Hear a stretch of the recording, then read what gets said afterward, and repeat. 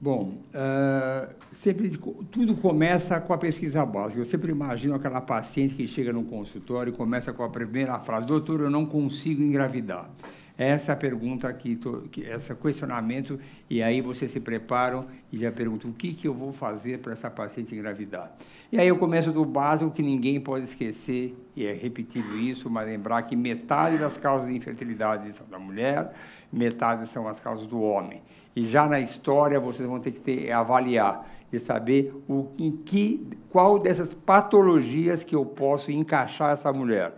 Mesmo que ela vindo acompanhada ou não do esposo, vocês devem pesquisar. É claro que hoje, com a modernidade, vamos ter uma aula desse assunto, existem novas propostas. São produção independente, casais homoafetivos, hoje em dia tem casal transgênero, tudo isso faz parte de uma realidade, mas sempre é interessante.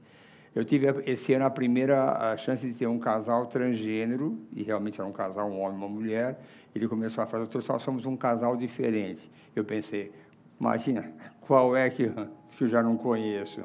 E eu começo dizendo para vocês que muitas vezes o diagnóstico já é feito na porta, né? Ou você pode olhar o casal, você já olha para aquele casal e fala: nossa, esse deve ser um provável caso de doação de óvulos. Ou vocês têm ver a idade do paciente, você pode imaginar uma idade, será que ele tem vasectomia? Será que já tem filho de outro casamento? Ou você tem os dois idosos, talvez você veja para o casal com idade avançada, será que vão querer uma doação de embriões porque ele não tem condição nenhuma? Ou vocês podem avaliar que é um casal obeso, se o casal obeso, sabe que haverão as dificuldades próprias de um tratamento de reprodução assistida, a obesidade sempre é um fator limitante. Ou você sente aquele odor de cigarro, muitos casais entram, eu não fumo, então quando ele entra na sala já tem aquele impacto. Só no primeiro contato nós já podemos chegar a uma conclusão, o que pode estar acontecendo. E vocês já viram aqui algumas coisas importantes. O fator mais importante da infertilidade, a causa mais comum hoje em dia é a idade do paciente. E por esse gráfico vocês veem a importância que tem, que é a queda da fertilidade no decorrer dos anos e o aumento das chances de aborto. Então, isso é importante. Vocês terem essa ideia, quando virem a idade do paciente, já chegarem a um ponto que a primeira coisa que eu vejo é a idade da mulher. E cada dia mais nós temos pacientes com idade mais avançada, cada vez mais se procuram mais tratamentos com doação de óvulos. Então, aqui mostra a importância da idade da mulher nos tratamentos. E isso é um fenômeno que acontece no mundo inteiro. Cada vez mais os casais procuram a maternidade numa fase mais avançada da vida. E isso é uma preocupação que vem para o outro lado, de alertar essas mulheres que acreditam que, pelo seu aspecto jovem, elas estão já com 34 anos, 35. E, hoje em dia, quando nós olhamos as mulheres nessa idade, nós não sabemos nem identificar se ela tem 25 ou mais. Elas aparentam jovens, se vestem como jovens, elas têm um bom estilo de vida e acreditam que o seu aspecto jovem vai repercutir na sua idade do ovário, o que é um puro engano. Por isso que nós sempre fazemos, em paralelo, uma campanha, uma insistência para que mulheres que não estiverem em condições de engravidar naquele momento por motivos particulares, ou não tiverem o seu parceiro para ser pai dos seus filhos, que congele os seus óvulos se não tiver no momento certo. E aqui mostra também o outro lado da idade, que é o aumento das aneuploidias, que vocês vão ter esse comentário na aula do laboratório, a importância da biópsia embrionária nesses casos, porque, com o passar dos anos, aumentam cada vez mais as chances de infertilidade, aumentam a incidência de abortos e aumentam as chances de malformações cromossômicas. Isso é importante, que muitas delas, jovens solteiras, acreditam que a ciência é capaz de resolver todos os problemas de fertilidade. Consegue resolver grande parte deles, mas o envelhecimento dos óvulos não tem como evitar. Eles podem ser amenizados com um bom estilo de vida, qualidade de vida, mas não são impossíveis. E sempre eu coloco esse slide dos milagres da vida, se existem. Esse é um caso que eu tive alguns anos atrás, mas eu repito, que foi feito um trabalho que foi apresentado num congresso, porque essa paciente, aos 46 anos, me procurou para congelar óvulos. Depois de toda aquela dissertação, que era um caso difícil, que não tinham casos descritos, pouquíssimos casos, né, inexistentes, que a chance era quase zero, mas era uma pessoa bem diferenciada, insistiu e eu refleti se era direito dela, ela sabia o que estava fazendo, eu falei que as chances eram praticamente zero, que não poderia aguardar, que ela queria engravidar aos 50 anos, quando fosse se aposentar. Era uma procuradora da Justiça e ela era bem qualificada. Ela pediu, eu estimulei, congelei 4 óvulos e aguardei um tempo. Aos 50 anos, ela voltou, que já estava na menopausa, estava aposentada e queria engravidar, com os óvulos que eram dela, do direito dela, o óvulo era dela, direito dela. E com o seu marido, com 80 anos, com vasectomia. E aí você pergunta, por quem sou eu para negar isso para ela? É um direito dela, o óvulo é dela.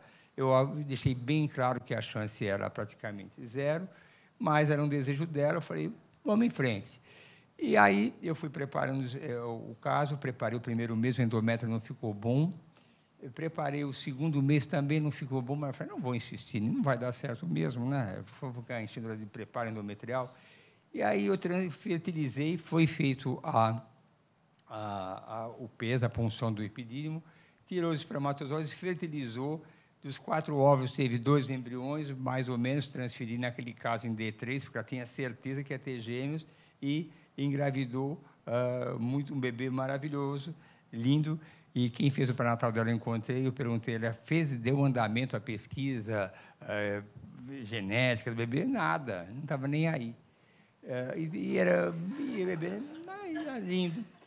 E aí eu conto a história, muitos falam, nossa, o pai, ele com 80 anos, quem vai querer ter filho com 80 anos? Mas ele era uma pessoa muito simples, mas ele falava do interior, ele vinha com a Ranger dele dirigindo, do interior esse casal, e ele contava, ele falava assim, doutor, eu sei que eu estou velho, mas eu estou bem. Isso faz uns 3 anos. Eu tenho 2 poços de areia, um arrendado por 350 mil, outro por 450 mil. Então, não vai ter problema essa criança, sabe, aquele jeitinho.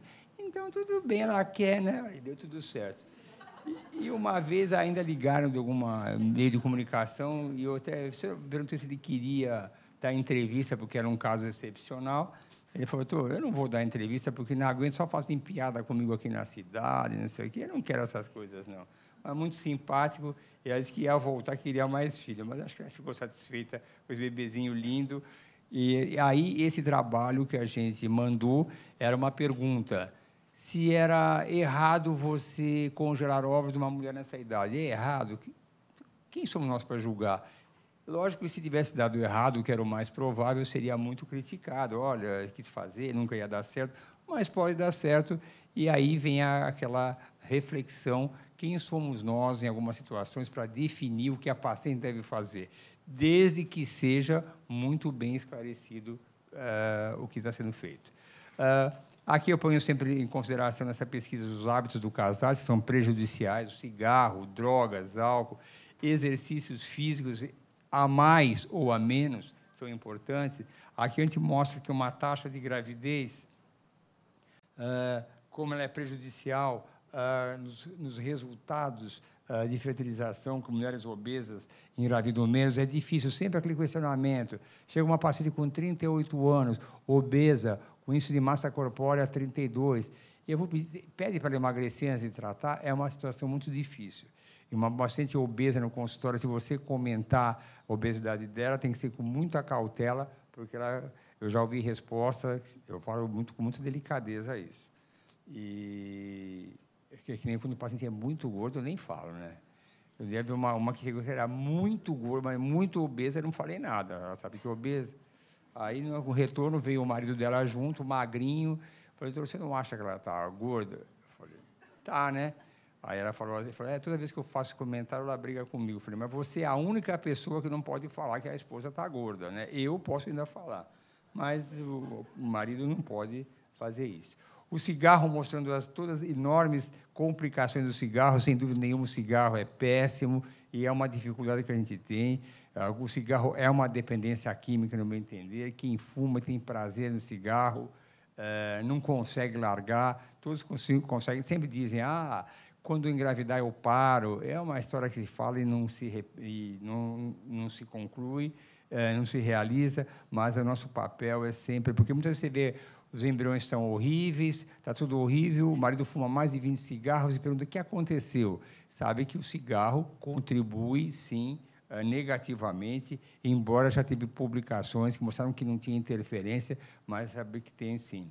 Exercícios físicos em excesso também faz mal. Hoje em dia, você vê muitas pessoas que são obcecadas pelo exercício físico e fazem triatlon, maratonas. Isso tem um prejuízo também na qualidade do ovular ou do sêmen. Exercícios devem ser moderados, e também pessoas que resolvem fazer exercício no momento que vão iniciar o tratamento. Não tem sentido. Eu, particularmente, eu sempre avalio o que o indivíduo faz de exercício para reduzir pela metade aquela intensidade que ele tem. Cada um tem a sua intensidade própria. Sempre porque aqui o comprometimento da vida do casal, do álcool, como é importante, sempre nesse período a gente pede para reduzir ao máximo. Eu não tomo uma medida extrema de zerar, porque eu sempre brinco que vinho não é álcool, vinho é resveratrol, mas tem que ser de uma maneira bem mais tranquila. Ponho aqui a pesquisa das doenças infecciosas.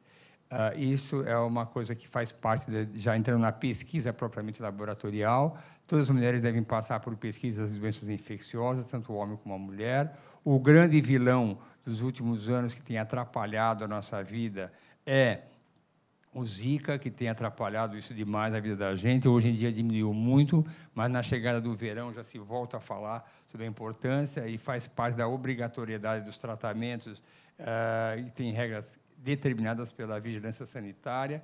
Nós temos sempre recomendado nessa fase tomar os cuidados necessários, importantes, para que as pessoas não tenham. E aí a gente entramos na parte de pesquisa laboratorial. Sempre começamos pelo exame clínico, avaliando os exames gerais, nunca esquecendo, você pega pacientes com 44, 45 anos, que nunca fizeram uma mamografia, e antes de você começar, deve fazer essa pesquisa básica, não esquecendo que, antes de mais nada, você é um ginecologista, e muitas vezes ela esquece da parte básica, rever os hábitos, as doenças infecciosas, e aí partimos propriamente para a pesquisa de imagens. Começamos com imagens. Nós dividimos a pesquisa em 6 pontos. A avaliação da anatomia, que é fundamental, se ela tem uma obstrução tubária, todos os critérios para avaliar essa anatomia, avaliar a parte hormonal, avaliar a endometriose, que você já vai desconfiar na queixa. A primeira queixa, quando você pergunta, tem cólica? Ela fala cólica forte, que a barriga fica inchada no período pré-menstrual, que ela tem, às vezes, dores importantes, que ela menstrua em grande quantidade, você já sabe que vai ter que dar ênfase a isso. Fatores imunológicos e trombofilias, que vão ser comentados aqui em breve, a parte do cromossômica e pesquisas avançadas em casos especiais, que eu vou falar daqui a pouco também. De cara, quando vocês vão fazer o ultrassom, ou muitos de nós fazemos ultrassom lá numa primeira consulta, e eu faço, você já pode saber quem é essa mulher. Então, aqui você vê, aqui você vê um ovário policístico, você pode ter uma ideia. Um pouquinho só. Aqui você vê um ovário com uma boa reserva ovariana, que hoje em dia é fundamental a contagem de folículos antrais. Você fala, essa paciente tem uma boa reserva, dá para ter um início. E essa paciente com esse ovário é uma paciente com uma má reserva. Você já sabe que vai ser um caso difícil para você estimular a ovulação. Já tem uma ideia que vai complementar os demais exames. Pelo ultrassom, a gente avalia a reserva ovariana. Você já consegue, no primeiro exame da anatomia, ver se tem uma boa reserva ovariana, se tem ovário policístico, se tem mioma, se tem pólipos. Tudo isso já é possível. Eu não pulei slide nenhum aqui, não é?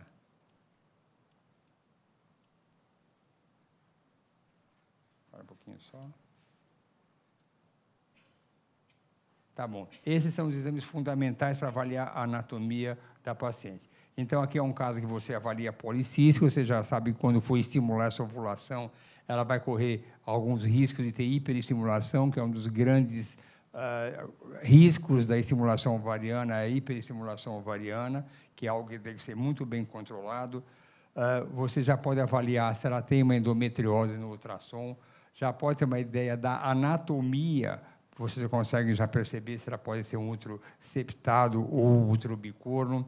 Pode-se ver, pelas imagens, ter ideias importantes. Podemos ter, pela própria ultrassom 3D, quando não for possível, fazer um ultrassom, vocês mesmos podem avaliar se pode ter alguma imagem sugestiva de adenomiose também. Podem ver mioma submucoso. Então, o ultrassom é um exame fundamental e a pesquisa é fundamental. Hidrossalpinge, que é um fator que normalmente compromete a fertilidade em profissionais qualificados, eles conseguem ver já uma hidrossalpinge de grande volume, é fundamental. Vocês podem avaliar também pelo ultrassom aqui detalhes fundamentais. O ultrassom, cada vez mais, é uma arma que dá ideia clara da anatomia. Cada vez mais, com novos aparelhos e qualificação de profissionais habilitados, mais se vê pelo ultrassom e já pode dar um diagnóstico muito importante. A histerossonografia é um recurso importante também, não são todos que fazem. Eu não faço histerossonografia porque eu faço de rotina a histeroscopia. Mas, para aqueles que não fizerem a histeroscopia de rotina, podem fazer, sim, a histerossonografia, que é algo que pode melhorar. Aí a histerossalpingografia, que é um exame que não dá para deixar de lado uma pesquisa básica. Casal jovem, que já vem com uma ideia de não consegue engravidar há algum tempo e que quer engravidar, não tem nenhuma suspeita, a histerossalpingografia é fundamental.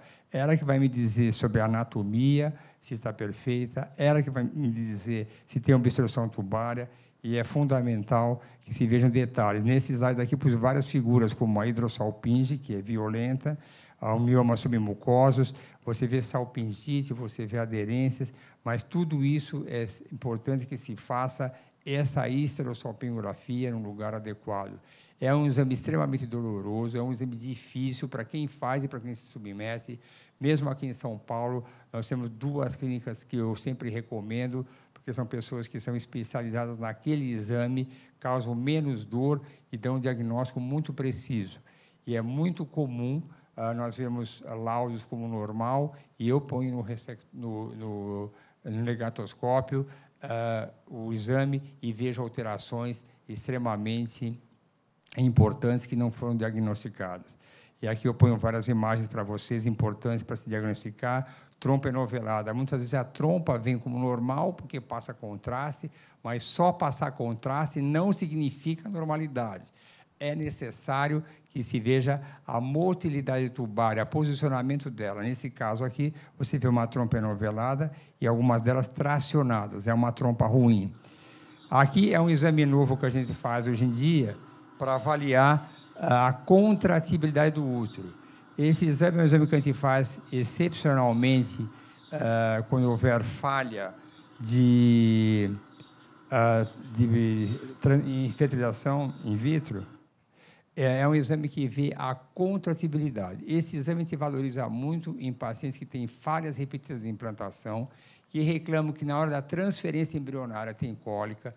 Ele pode mostrar um fator de falha de tratamento. E esse fator pode estar relacionado com endometriose ou pequenos miomas que são desprezados porque são pequenos.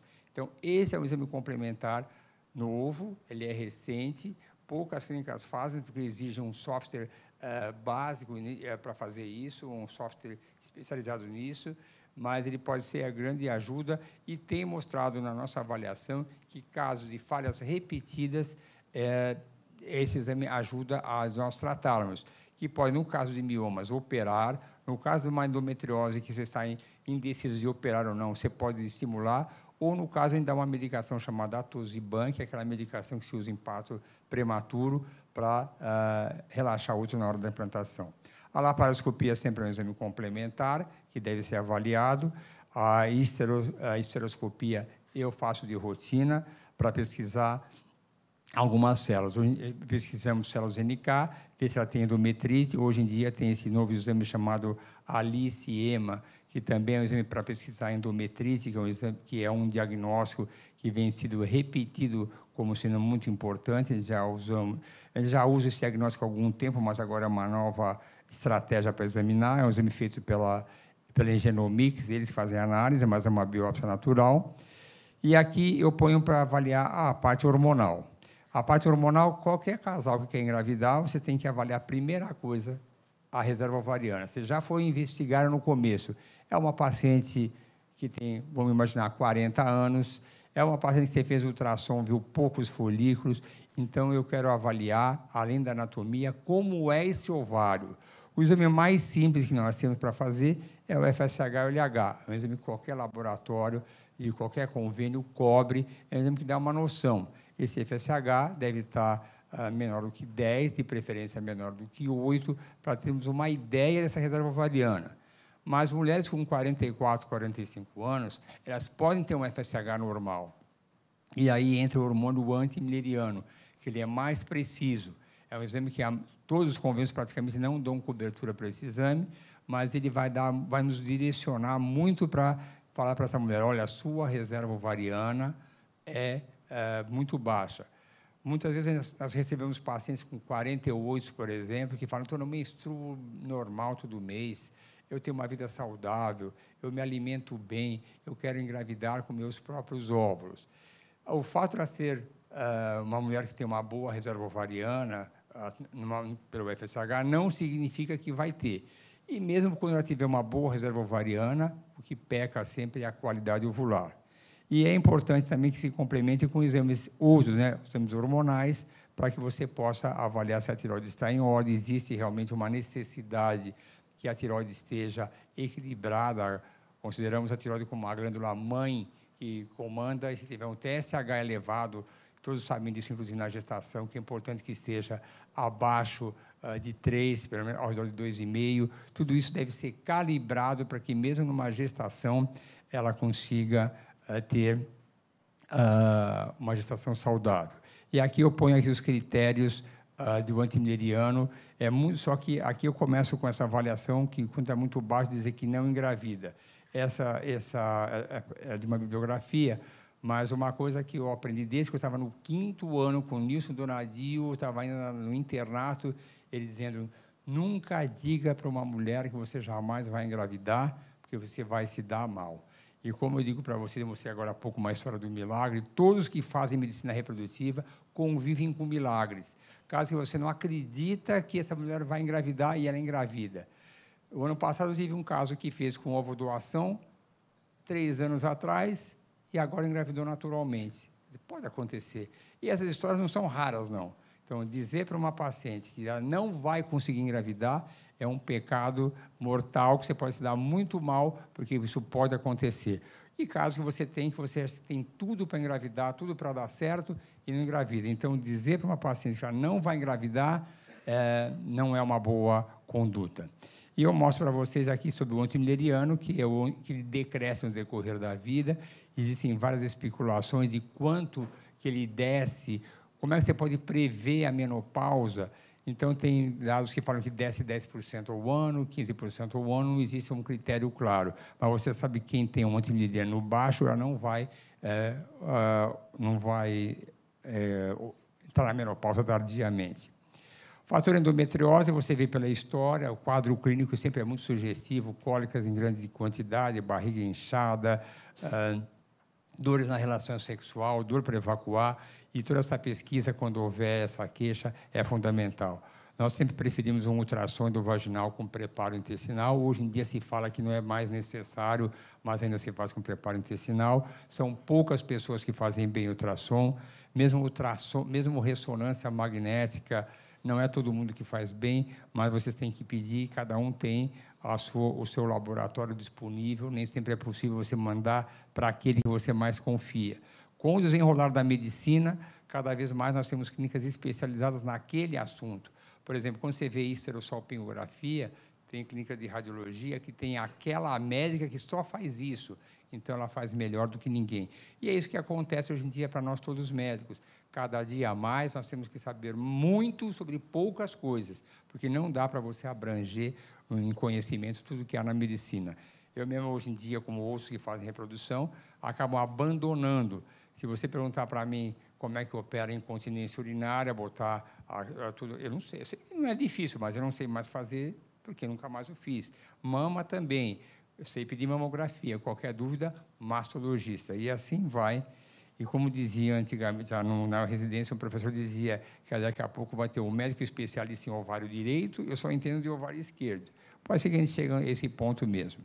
Aqui vem a pesquisa imunológica, que é uma pesquisa extremamente cheia de controvérsias, e sim, não, pode ser, fazer ou não fazer, quando deve fazer, mas são casos extremamente avançados. Eu quero deixar bem claro que teste pós-coito realmente não se faz mais, não tem nenhum sentido fazer. Um dia eu pego alguns casos que falam, que vêm com exame de teste pós-coito, mas é uma coisa que existe uma unanimidade. Então, não é bonito pedir teste pós-coito, não tem mais sentido, e eu peço que não façam isso, porque realmente pode ser bem desagradável quando a paciente lê por aí na internet que não se faz mais. CrossMatch também houve a sua época áurea, há uns anos atrás, de compatibilidade, e até hoje os pacientes falam do CrossMatch, e o CrossMatch, aquelas vacinas não se faz mais, não existe isso, acabou. Existe, sim, agora saiu um guideline da ISRM, mostrando a parte imunológica, TH1, TH2, que também houve a sua moda que eu pedia, mas era muito caro, eu desisti, e agora o TH1, TH2, para casos especiais, casos de falhas de implantação, ele pode ser introduzido. Mas o que a gente fala muito é o MTHFR, que hoje em dia nas redes sociais se fala muito, eu vou falar alguma coisa daqui a pouquinho, mais uma vez. Põe isso do cromossomo, que é fundamental que as pessoas peçam cariótipo. Cariótipo deve pedir. E aqui eu ponho uma história que saiu num jornal, que foi uma mulher que teve 3 bebês com síndrome de Down. E coincidiu naquele momento, acho que umas 2 semanas antes, um casal, quando eu falei que tinha que fazer cariótipo, o marido falou que não cobria, que era desnecessário, que não ia fazer, isso era a frescura de quem era de São Paulo. Bom, logo depois saiu essa notícia no jornal, uma mulher que tinha uma translocação do 14 com 21, eu acho que é isso, e que isso aumenta a incidência de bebês com síndrome de Down. Era uma pessoa humilde, que não tinha recurso, mas perante a frequência de bebês com síndrome de Down, ela conseguiu fazer um cariótipo que mostrou essa translocação e mostrou que a chance de ela ter uma síndrome de Down era muito grande ou qualquer outra síndrome. Por isso, e nós pegamos, às vezes, numa pesquisa básica, eu já peguei pacientes que vieram para doar ovos, querendo fazer a doação de ovos compartilhada, faz parte da pesquisa o cariótipo dela, e no cariótipo veio uma translocação, como pode vir uma inversão. E essa paciente, que foi recente, muito simpática, falou, nossa, doutor, eu vim para ser doador, estou virando receptora quase. Pode acontecer. Então, cariótipo, numa pesquisa básica, eu considero um exame fundamental. E existem exames avançados. O ERA, que é um exame que se vê só em casos mais específicos, que eu vou falar alguma coisa na fertilização in vitro. O ALICE-EMA, que é para ver endometrite, que é um exame também que mostra se há alguma alteração, mas são exames mais sofisticados que devem ser usados em casos de fertilização in vitro. O polimorfismo do FSH, vocês vão ver aqui que existem 2 tipos de hormônio do FSH, o FSH recombinante e o FSH ultrapurificado. Então, ele pode nortear. Não é um exame que é tão fundamental, mas em casos difíceis que você não sabe qual a melhor resposta, ele pode ajudar você a coordenar a sua medicação ideal para estimulação. E a ressonância Cinemode Display também é um exame que é importante. Eu vou abrir agora uma janela para falar de 2 assuntos que eu vou falar. O MTHFR, todo mundo sabe, todo mundo conhece de falar, mas cada dia mais se fala muito e cada vez tem tido mais destaque para outras patologias também. Tenho certeza que todos vocês sabem sobre o metileno tetraidrofolato redutase, mas sempre existem controvérsias do que eu devo fazer com ele. Peço ou não peço?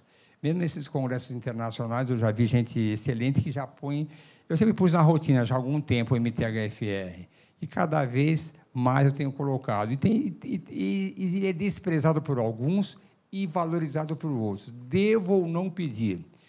E, hoje em dia, nós temos realmente um certo trauma de preocupação. Se eu não peço e o outro pede, e depois não deu certo, vai para o outro e não deu certo, porque a culpa é minha, porque que eu não pedi. Então, nós vivemos, hoje em dia, num desejo incontrolável de fazer mais exames, porque, se eu não pedir, alguém vai pedir. E essas pacientes fragilizadas como são, sempre vão valorizar aquele que pediu. E tem as coincidências. Ele pediu, engravidou, e foi porque ele fez e que engravidou. E eu sou, na verdade, o lado mal dessa história toda.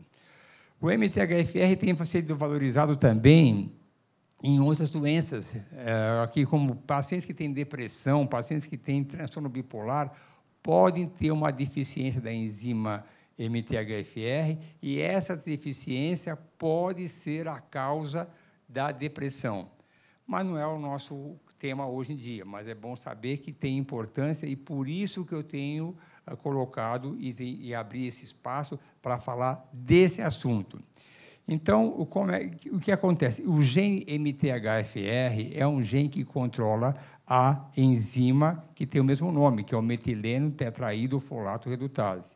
E essa enzima é que age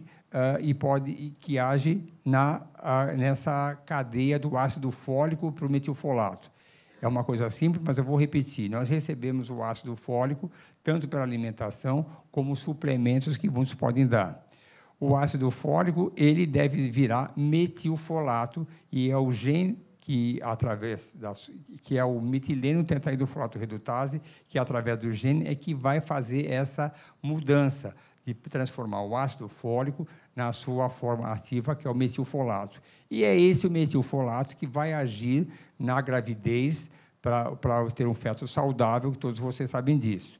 Então, pacientes que têm uma deficiência dessa enzima poderão ter uma falta dessa conversão e não ter o metilfolato, que é o responsável para prevenir as malformações do sistema nervoso central dessa criança. E é ela também que vai ter as suas mutações, que tem essas classificações, que tem o MTHFR, que é o 677 ou o 298, que podem se demonstrar no exame como homozigoto ou heterozigoto. E aí é que vai entrar o metilfolato, que, conjunto com a vitamina B12, que vai mexer na homocisteína. Então, essa é a primeira parte. Se usamos o ácido fólico e tiver uma deficiência em dessas enzimas, poderíamos ter uma deficiência do metilfolato, e essa deficiência poderá causar transtorno. O que causa a deficiência do metilfolato, do MTHFR? Que repercute na deficiência de metilfolato. No adulto, causa uma série de situações como essas que eu estou colocando aqui do lado esquerdo. E na gestação, são essas mais alterações que podem acontecer. Então, a deficiência da enzima pode diminuir o metilfolato e aumentar a homocisteína. E aqui, o que acontece naquela segunda parte da cadeia? A homocisteína é o grande vilão de tudo. A hiperhomocisteína é o grande vilão, que depende de uma troca com a metionina. A metionina ela vem da alimentação, o metabolismo das proteínas, tendo metionina, e a homocisteína e a metionina fazem uma troca. O excesso de homocisteína, que é importante para os fenômenos tromboembólicos. Então, o que é importante numa mulher que quer engravidar? Primeira coisa, usar a homocisteína. Se ela tiver com homocisteína alta, essa homocisteína vai ser responsável pelos fenômenos tromboembólicos e serão causadores das possíveis embolias, trombose e pelas falhas de implantação. E aí vem essa cadeia aqui. Existe toda essa troca de metilação entre homocisteína e metionina. E eu preciso do quê para que isso ocorra direitinho? Aí eu volto para o começo. A alimentação você recebe, suplementos você dá, ácido fólico que você recebe, ele vai para o metilfolato. E o metilfolato, junto com a vitamina B12, é que vai causar toda essa alteração metabólica quando não estiver adequado. Portanto, pacientes que vão submeter a um tratamento para engravidar, pacientes que estão grávidas, é importante que se dose, em primeiro lugar, a homocisteína e o próprio MTHFR. Por quê? Se você tiver uma alteração no gene e tiver, por aqui no caso, o MTHFR homozigoto 677, esse pode diminuir a produção do metilfolato de 50% a 70%. Se for heterozigoto, diminui 30%, e se for 1298 homozigoto, 30%. O que significa que, diminuindo o metilfolato, você vai comprometer essa metilação da homocisteína e você vai acumular e causar fenômenos tromboembólicos. Trocando isso para a prática do dia a dia. Hoje em dia, vocês, quando recebem propagandistas de laboratório, falar em ácido fólico virou uma coisa complicada. O melhor é você já ter produtos importantes no mercado, que já tem direto metilfolato, que tem junto a vitamina B12 e tem a vitamina B6, que vão ser responsáveis para o metabolismo da homocisteína e do metilfolato. E a grande dúvida vem: dar ou não dar anticoagulante para prevenir os fenômenos tromboembólicos nessas pacientes? Bem, vejam, se eu tiver o 677, que diminui até 70% dessa transformação do ácido fólico em metilfolato, e eu vou diminuir o metilfolato, é importante que eu dê o anticoagulante, porque poderá ter um acúmulo de homocisteína e levar a fenômenos tromboembólicos. Mas a pergunta é, mas se eu tiver o MTHFR 677, mas a homocisteína normal, eu devo dar anticoagulante? Olha, essa é uma questão complicada de dizer para você se deve fazer ou não. Por quê? Aí você volta a quem são essas pacientes. São pacientes fragilizadas, que vêm por frustrações antigas, que passaram por vários tratamentos, muitos simples ou mais complexos, e você vai ter qual o tamanho da sua certeza que essa homocisteína não vai ter nenhuma variação na gravidez, que isso pode ter uma complicação maior ou menor. Isso fica a critério de cada um. Mas, se você quiser saber, do ponto de vista prático, do ponto de vista teórico, se quem tem o MTHFR 677 e diminui 50%, 60%, se devo dar anticoagulante ou não, é uma questão que deve ser individualizada. Eu, praticamente, eu dou. Outro questionamento: quando for heterozigoto, diminui 30%, homozigoto 30%. Mas qual é a certeza que você tem que é 30% mesmo? Todo indivíduo é igual? Todos são iguais? Todo metabolismo é igual? Durante a gestação inteira é igual? Será por que é 30%, não é 40%, não é 50%? Então, são questionamentos que devem ser feitos.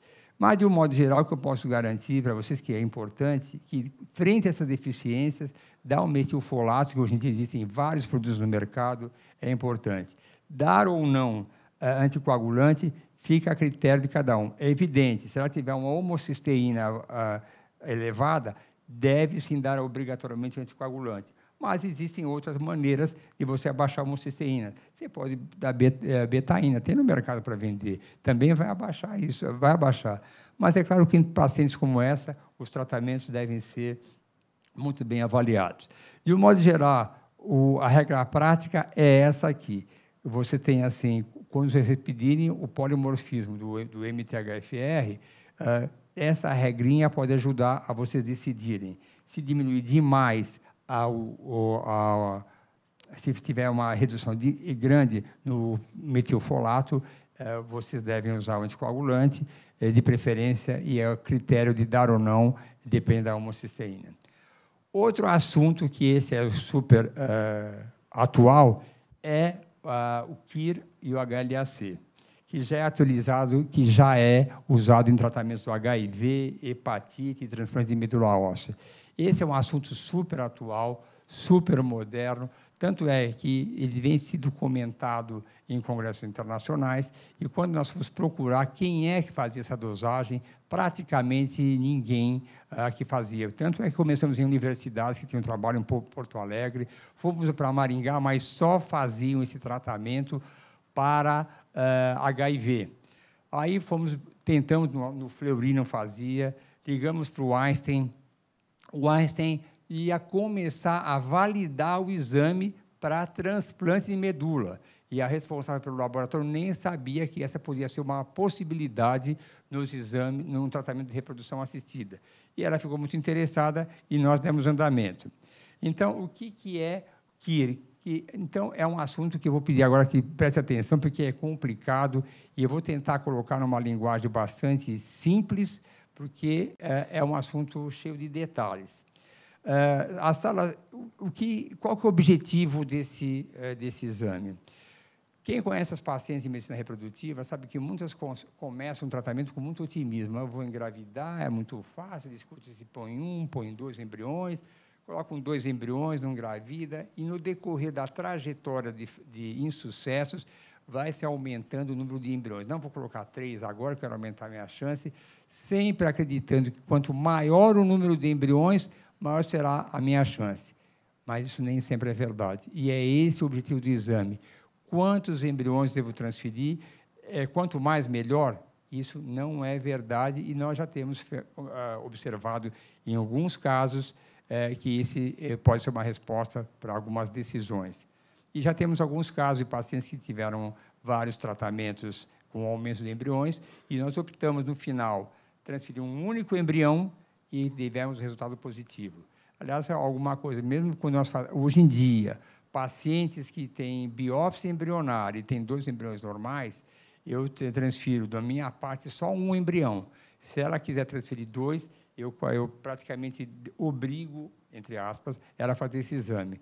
E nós temos observado que, nesses casos, pode ser uma boa opção. É uma coisa muito inicial, é embrionário ainda essa ideia, mas parece que pode ter alguma lógica nisso tudo. Alguns conceitos que a gente está procurando mudar, que eu falei agora há pouco do excesso de células NK. As células NK é um fator de falha de implantação. E eu tenho tratado, e continuo tratando em alguns casos, quando tiver aqueles casos com 80% de células NK no endométrio, eu trato das maneiras habituais, intralípide, corticóide, coisas desse tipo assim. Só que a célula NK não é bem assim. É muito mais complexo o assunto. Existe no endométrio, basicamente, existem várias células natural killer. Nós podemos dividir na CD56 e CD16. A CD56, ela tem 2 tipos. Tem uma que nós chamamos CD56 bright, que é boa, e a CD56 dim, que é citotóxica. E para decidirmos uma gravidez boa, uma boa implantação, é importante que tenhamos a CD56 bright. Então, nós queremos, sim, para ter uma boa gravidez, que as células natural killer CD56 bright tenha atividade. Ela vai melhorar a gravidez e vai melhorar a implantação. Então, tudo isso é importante que seja claro. Esses estudos têm mostrado essa alteração e muitas delas alteram todo esse equilíbrio. Eu quero deixar claro também, essa parte imunológica é muito complexa, existem várias vias que se misturam, mas agora eu vou só me concentrar nessa CD56 e nesse assunto. E é importante para tudo isso. Eles interferem na implantação embrionária, interferem no decorrer da gestação e, quando não forem deficientes, elas podem causar uma gestação inadequada. Devemos deixar claro que é KIR-HLA-C. A HLA-C é a marca registrada das células. Então, vamos voltar. O embrião tem 2 metades, da mulher e do homem. E as células embrionárias do embrião que vem do homem, elas trazem um antígeno HLA-C, que é a marca registrada. Todos os indivíduos têm a sua célula HLA, que é a sua marca registrada, é o antígeno que nós trazemos. E quanto maior a similaridade entre essas células do marido e da mulher, melhor vai ser essa resposta. E é essa a teoria também que se usa nos transplantes dos órgãos. Então, o KIR é um receptor que fica acoplado às células NK e que terá uma função inibitória ou estimulatória nas células NK. Então, a KIR é um receptor acoplado às células NK e terá um papel estimulatório ou inibitório. E, na verdade, ela poderá ser estimulada, se for do tipo A, ela inibe as células NK, se for do tipo B, ela estimula a célula NK. Então, vocês vão examinar, pedir para a mulher, pesquisa das células KIR, e vai ver o relatório se ela é KIR A, que vai ter um padrão inibitório, ou se vai ser KIR B, para a célula NK. Muito bem, chegou esse exame. E para o marido vai ser pedido o exame HLA, que vai poder C1 ou C2. Se for padrão C1, C2, ela vai ter um padrão, vai estimular as células NK. Se for C1, ela não vai ser não inibitório, mas vai ser um fator que não vai fazer nada. Não vai ter estimular nem bloquear. Então, vocês pediram a célula dessa maneira. Então, aqui vou dar um exemplo para vocês. Existem 2 haplotipos da mulher, A e B. Se a mulher for padrão BB, essa paciente vai ter sempre um padrão estimulatório. Então, essa célula...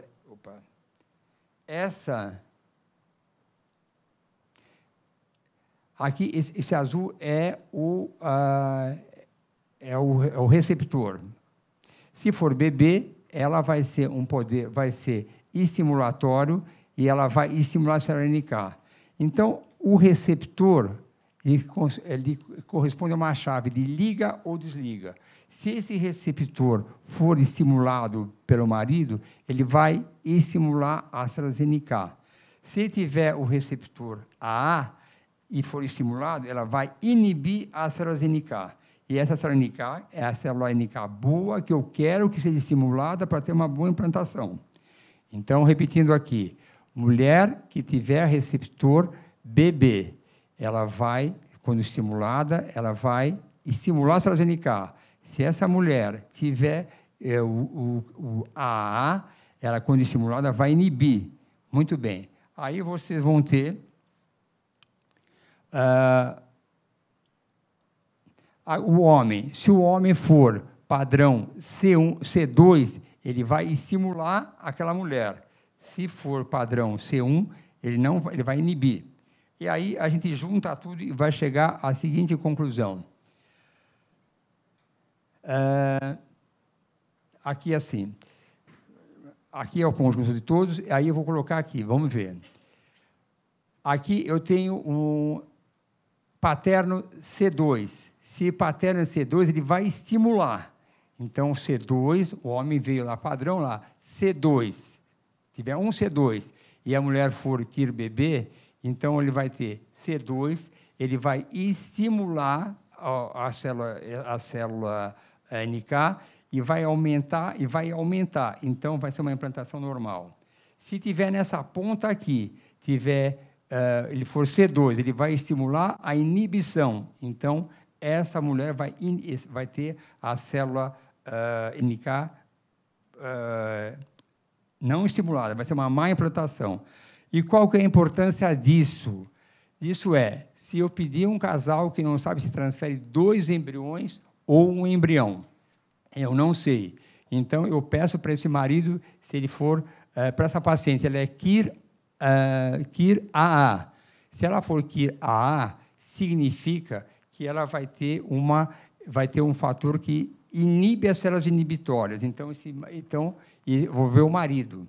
Se o marido for C1, eu não me incomodo, posso colocar 1 ou 2 embriões, porque essa célula KIR AA, que inibe, não vai ser estimulada. Agora, se o marido for C2, é porque ele estimula a célula AA, que vai inibir as células NK. E isso vai fazer com que diminua a chance de implantação. Nesses casos, eu só coloco um embrião. Complicado, né? Nossa. E aqui são as várias interpretações. Então, aqui eu ponho para vocês aqui. Se esse marido for C1, C2, porque se for C2, ele vai ser um estímulo forte. C2, C1 também é um estímulo menor, porque a gente não sabe se quem vai para o embrião vai ser C2 ou se vai ser C1. Então, se ele estimular a célula, ele for AA, ela não vai estimular as células NK e a implantação será prejudicada. Então, é assim que acontece. Em conclusão, se vocês, isso aqui é um quadrinho definitivo. O casal quer transferir 2 embriões. Eu peço o HLA-C para o marido. Se vier C1, tanto faz. O assunto está encerrado, pode botar 1 ou 2 ou 3 embriões. Se ele for C2 ou C1 e a mulher for AB ou BB, que também não vai atrapalhar, porque ela não vai bloquear suas NK. Agora, se ele tiver C2 e a mulher for AA, esse caso, sim, transfere um único embrião. Essa parte já é complicada assim, vocês imaginem agora que isso tem outros desfechos para ovodoação, você escolher a doadora certa. Se isso se concretizar como uma verdade, até no banco de sêmen também vai ter a característica, saber se o doador é C1, C1, C2, C2. Mas essa é uma hipótese que vem ganhando espaço e é uma coisa bastante avançada. Bom, a conclusão disso tudo aqui é que a pesquisa detalhada deve ser feita sempre que possível, desde o começo, não passar nada, e o conhecimento de todos vocês é fundamental para que vocês possam atender da melhor forma a sua paciente, para que não recebam depois alguma crítica que alguma coisa vocês fizeram errado ou adiam a maternidade. O grande fator que nós vemos hoje em dia é receber pacientes que passam por ginecologista, que tem aquela mulher com 37, 38 anos e que não pede exames mais detalhados e fala, não, você está ótima, é uma questão, viaja, passeia, tenha calma, relaxa, e isso pode adiar a maternidade dela para situações que são praticamente irreversíveis com o seu próprio óvulo. Então, isso eu queria dizer para vocês. Desculpe a complicação desses últimos slides, mas é importante que, pelo menos, sirvam como conhecimento para vocês todos. Obrigado.